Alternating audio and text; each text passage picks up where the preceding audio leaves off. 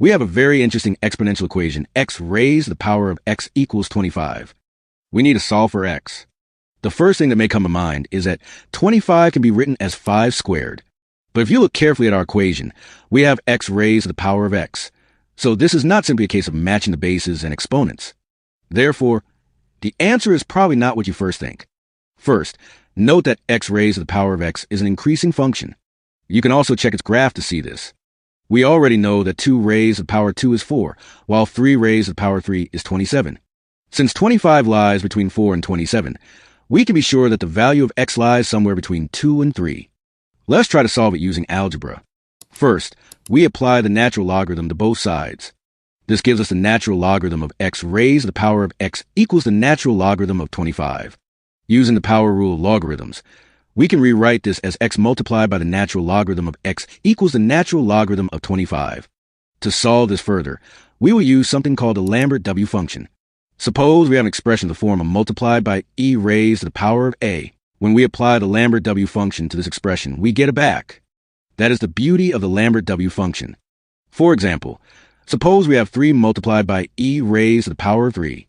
This is clearly the form of multiplied by e raised to the power of a, where is 3. So, when we apply the Lambert W function to this expression, the result is 3. That is the basic idea behind the Lambert W function, and now we are going to use it to solve our equation. If you look closely at our expression, we do not have e in it yet. So, we need to convert the expression into a form involving e. This is simple because x can be written as e raised to the power of the natural logarithm of x. Therefore, we can write x multiplied by the natural logarithm of x as the natural logarithm of x multiplied by e raised to the power of the natural logarithm of x. Since multiplication is commutative, we can arrange it in this form.